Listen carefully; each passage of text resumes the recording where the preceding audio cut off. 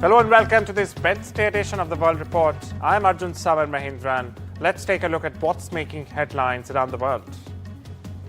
PM Narendra Modi on Tuesday said that this is the right time, in fact, for businesses to come to India as the country works towards the goal of becoming Viksit Bharat by 2047. Now, this while providing a robust business-friendly environment and policy continuity. Addressing the 14th India-France CEO Forum in Paris, PM Modi said that the meeting is a confluence of the best minds from India and France. Meanwhile, Google CEO Sundar Pichai highlighted the incredible opportunities that AI will bring to India following his meeting with PM Modi on the sidelines, in fact, of the AI Action Summit in Paris. Meanwhile, the UK and US have not signed an international agreement on AI at the Global Summit. Now, the statement signed by dozens of countries, including France, China, and India, pledges an open, inclusive, and ethical approach to the technology's development. In a brief statement, the UK government said it had not, in fact, been able to add its name to it because of concerns about national security and global governance. Earlier, US Vice President J.D. Vance told delegates in Paris that too much regulation of AI could kill a transformative industry just as it's taking off. Listen in. Loss of jobs is AI's most feared disruption.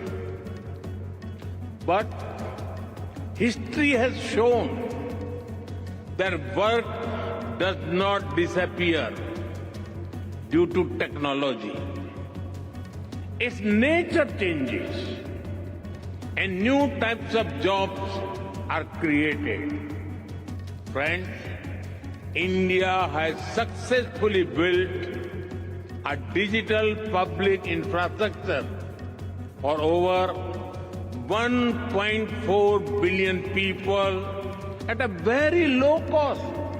And we have made digital commerce democratic and accessible to all.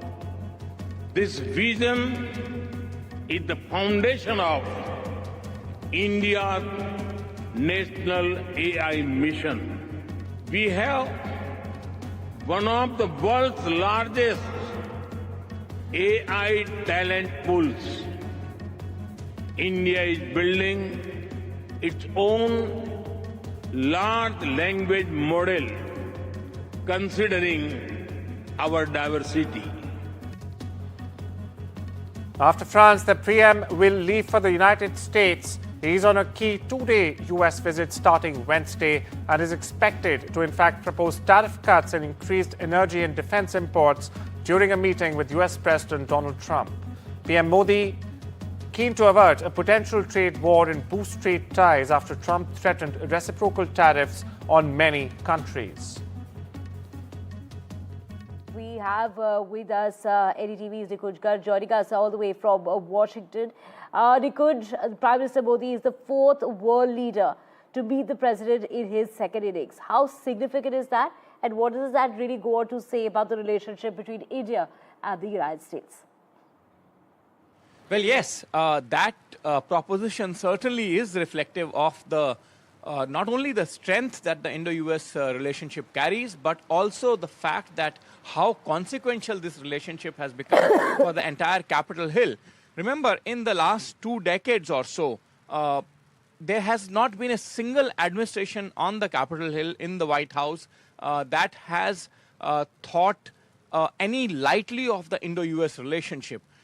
Almost all the administrations, right from the time Prime Minister Vajpayee took those nano steps of transforming the landscape of Indo-US relationship, have been extremely serious about the nature of this relationship, about the consequence of this relationship. And look, who has President Trump been meeting since the time? It's not been not been a month since he has been inaugurated, and he has been meeting allies, old American allies like Jordan, like Egypt, like Israel, and all of them under a contingency. So that's a contingency plan of the administration where there's a situation contingent upon the United States, contingent upon the president himself. But when it comes to India, there is no contingency here. It's just the sheer strength of the relationship and the personal bonhomie. Let's not overlook the fact of the personal rapport and the personal bonhomie between President Trump and Prime Minister Modi that brings the strength to this relationship, the additional strength. In fact, I was talking to a ranking diplomat yesterday in Washington, D.C., and he told me that he does not remember a single occasion, which means that panning back to somewhere around 90s, he does not remember a single occasion where the apex of the political Indian leadership has been invited. And look, all these meetings do not happen at the behest of someone. These happen at the invitation of the host country, particularly when that country happens to be the United States of America. So, in the 30 years or so that he could recall, that top-ranking diplomat on the DC, he says that he does not recall a single occasion when the apex of the Indian political leadership has been invited to Washington, D.C., to the White House so very quickly. So quite clearly, it reflects the strength of the relationship. It reflects the personal chemistry between the two leadership. It reflects the consequential nature of this relationship, Indo-US relationship between the two most consequential democracies in the world in the global arena. So the entire gamut of that relationship and its strength can certainly not be overlooked. Israel's Prime Minister Benjamin Netanyahu has said that the Gaza ceasefire will end if Hamas does not return Israeli hostages by midday on Saturday. Now, this comes after Hamas said it would postpone Saturday's planned release, accusing Israel of, in fact, violating the terms of the ceasefire. Benjamin Netanyahu warned of a return to intense fighting and said that his cabinet were in unanimous agreement following a 4-hour meeting. He said, and I quote here, "All expressed outrage at the shocking situation of our 3 hostages who were released last Saturday." Listen in. ההחלטה שהעברתי בקבינט פה אחד היא זאת: אם חמאס לא יחזיר את חטופינו עד שבת בצהריים, הפסקת האש תיפסק וצה"ל יחזור ללחימה עצימה עד להכרעה סופית של החמאס. Israeli Prime Minister Benjamin Netanyahu is threatening to call off the ceasefire with Hamas. Netanyahu says he will resume the war in the Gaza Strip if Hamas does not follow through on a promised release of hostages this Saturday. His tough words come after Hamas announced it will not free the hostages. It accuses Israel of violating the ceasefire. It says Israel is obligated to allow more badly needed aid into the territory. Netanyahu's tough position comes after President Donald Trump called on Hamas to release all remaining hostages by Saturday. That's over 70 people. Now, this demand goes well beyond the contours of the current phase of the ceasefire, and it's unlikely that Hamas could meet this deadline. But the tough words appear to be emboldening the Israeli leader. Remember, Netanyahu was at the White House last week where he had a warm meeting with President Trump. Now, Saturday's a few days off. That gives time for international mediators to work behind the scenes diplomacy in hopes of restoring this ceasefire. But in the meantime, Netanyahu has ordered the Israeli military to beef up troops in and around Gaza.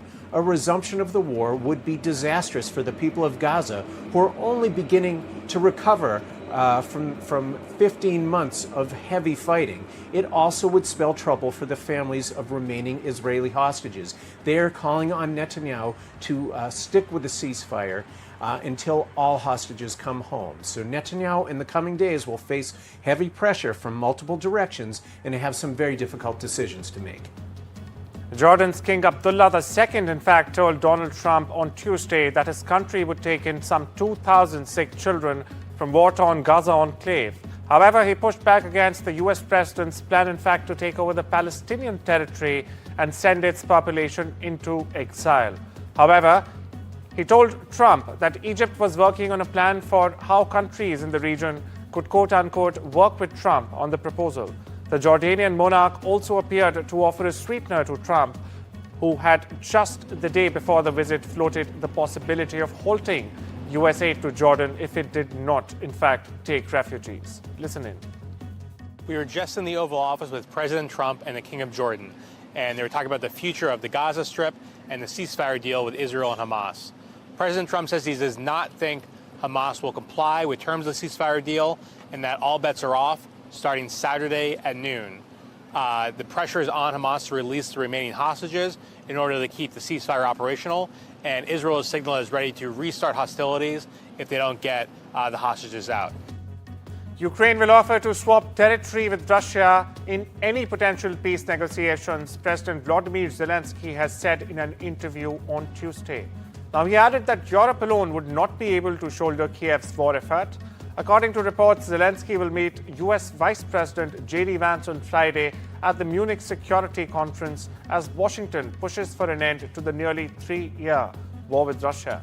Now, Vance has been a frequent critic, in fact, of U.S. support that has been vital for Ukraine's war effort. Listen. Meanwhile, the U.S. Treasury Secretary Scott Bessent will travel to Ukraine this week, Donald Trump wrote in a social media post on Tuesday.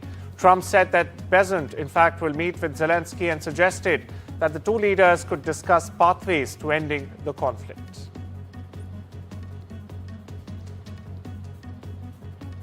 U.S. President Donald Trump and ally and advisor Elon Musk spoke to reporters in the Oval Office Tuesday afternoon, defending slashing of federal government's programs and employees under Musk's DOGE program and insisting that they are, quote-unquote, maximally transparent in their efforts.